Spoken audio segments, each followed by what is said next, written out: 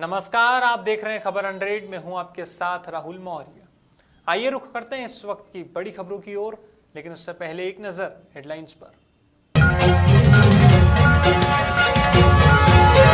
निर्वाचित सांसद ज्ञानेश्वर पाटिल पहुंचे भोपाल, सीएम शिवराज सिंह चौहान को दिया धन्यवाद। उपचुनाव में मिली ऐतिहासिक जीत का दिया श्रेय।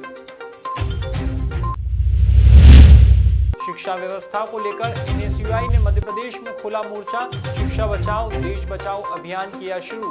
व्यवस्थाओं में जल्द सुधार करने की दी चेतावनी। महिला नेत्री अनुपमा तिवारी का हुआ पर्दाफाश, पुलिस ने सेक्स रैकेट चलाते हुए किया गिरफ्तार। मामला उजागर होते ही शिवसेना ने बनाई दूरी।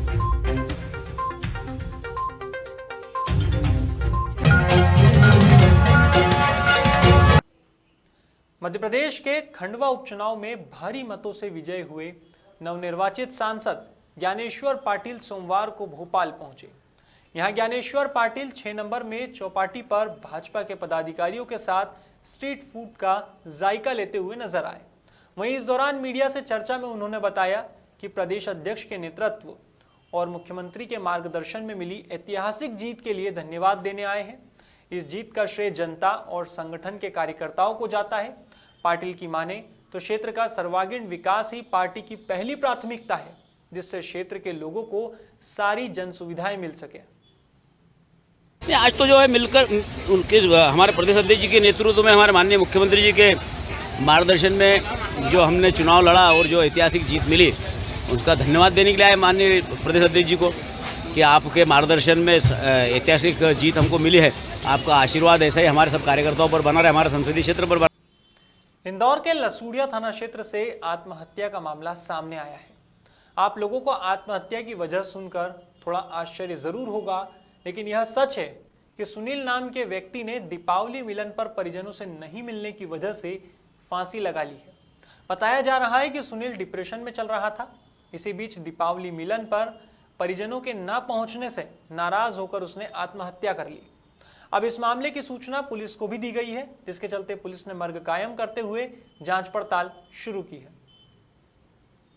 मर्ग क्रमांक 48/2021 धारा 174 जाब्ता फौजदारी के अंतर्गत मर्ग कायम हुआ है। सूचना करता है दीपक इटली, पिता चंपालाल इटली, उम्र 32 साल, निवासी बर्फानी धाम के पीछे सुंदरनगर इंदौर। और मृतक का नाम है सुनील धाड़से, पिता मोतीलाल धाड़से, उम्र 42 साल, निवासी गली नंबर 1, मकान नंबर 114, सुंदरनगर, विजयनगर, इंदौर का था। जैसे सूचना मिलने पर हम मौके पर पहुँचे। वहाँ पर देखा दरवाज़ा खुला हुआ था पहला वाला, और ये किचन वाले रूम में ये पंखे के ऊपर लटके हुए थे, साड़ी के कपड़े पे बांध के। और बताया कि ये दरवाज़ा क्यों खुला था, तो नंदिनी नाम की लड़की, इनके भाई की लड़की थी मृतक के, वो खाना लेके गई थी। जब अचानक उसने ये देखा तो चिल्लाने के बाद ये सब इनके भाई वगैरह। क्या करते थे ये, क्या वजह रही इनकी फांसी लगाने की? ये मतलब ये पहले ग्रीसिंग, देवास नाके पे ग्रीसिंग का काम करते थे गाड़ियों का। इसके बाद अभी कुछ समय से काम पे नहीं जा रहे थे। सोमवार से एनएसयूआई ने मध्य प्रदेश में शिक्षा व्यवस्था को लेकर मोर्चा खोला है। एनएसयूआई की माने तो देश और प्रदेश में लगातार शिक्षा व्यवस्था बदहाल हो रही है। इसके चलते शिक्षा बचाओ देश बचाओ अभियान की शुरुआत की गई है।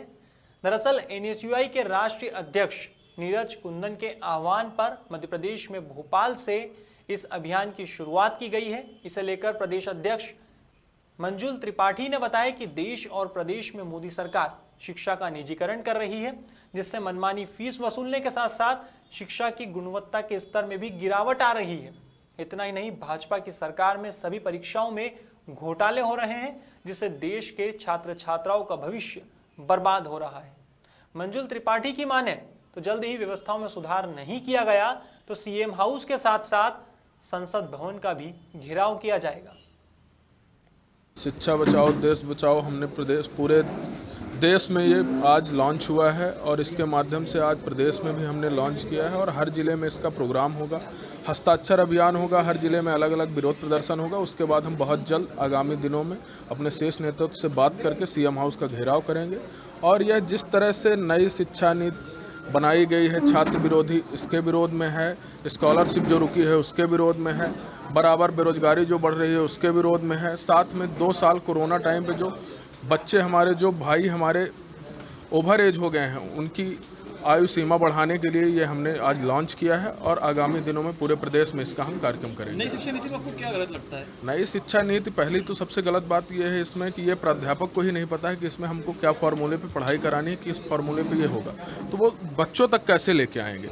और कोई भी कानून लाने से पहले जो उस विभाग से जुड़ा होता है उससे बातचीत होती है, लेकिन इसमें ना किसी प्रोफेसर से बातचीत हुई, ना किसी छात्र संगठन से बातचीत हुई।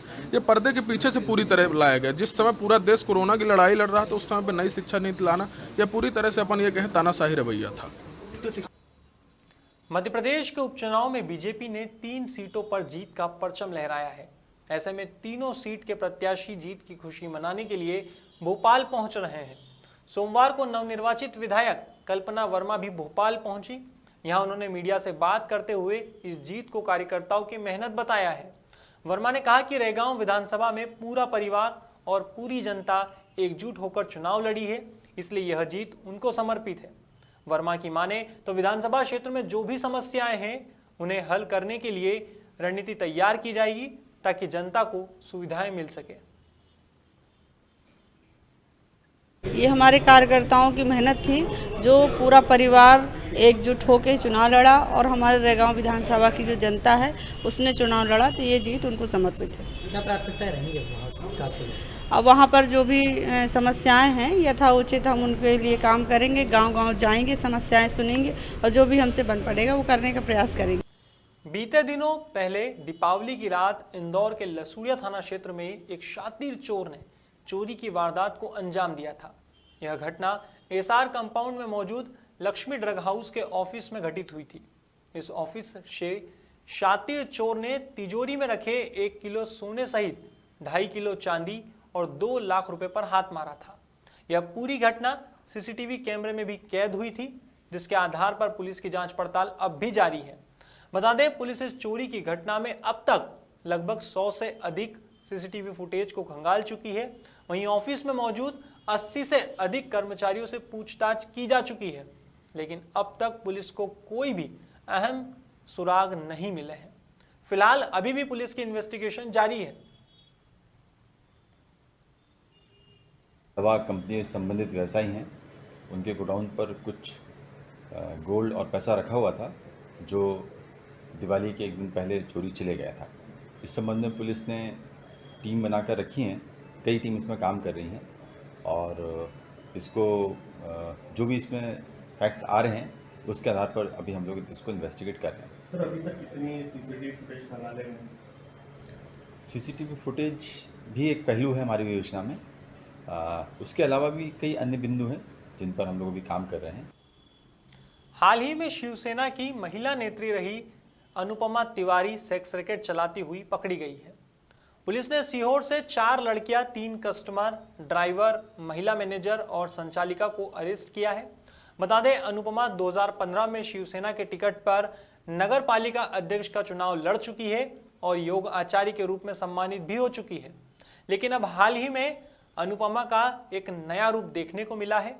हालांकि इस मामले के सामने आने के बाद ही शिवसेना का एक बयान भी जारी हुआ है।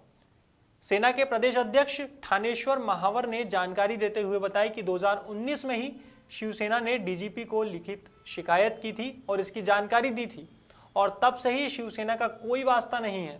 ऐसे में शिवसेना गोजन कल्याण संघ को शिवसेना से नहीं जोड़ा जाए। मध्य प्रदेश के अंदर शिवसेना के बढ़ते कदमों को देखते हुए शासन प्रशासन जहां भी मध्य प्रदेश के अंदर कोई भी गतिविधियां होती हैं, उन गतिविधियों में शिवसेना का नाम लेना जैसे उनको कि शासन द्वारा प्रशंसा की जाएगी, इस दृष्टि से इसी के देखते हुए सीहोर जिले में भी उन्होंने एक रैकेट का पर्दाफाश हुआ, जिसमें गौ जन कल्याण सेना के द्वारा जो चलाया जा रहा था संगठन, उस संगठन में अनुपमा तिवारी नाम की महिला है, जिनको जो बहुत पहले शिवसेना संगठन से जुड़े थे और उनकी गतिविधियां जब हम लोगों को संदिग्ध पता चली तो मध्य प्रदेश के माननीय डीजीपी महोदय को उसकी शिकायत भी की और शिवसेना से उनको बहुत पहले बाहर किया जा चुका। फिलहाल खबरों में बस इतना ही। देश और दुनिया की तमाम खबरों के लिए देखते रहिए खबर 100, जनता की बुलंद आवाज।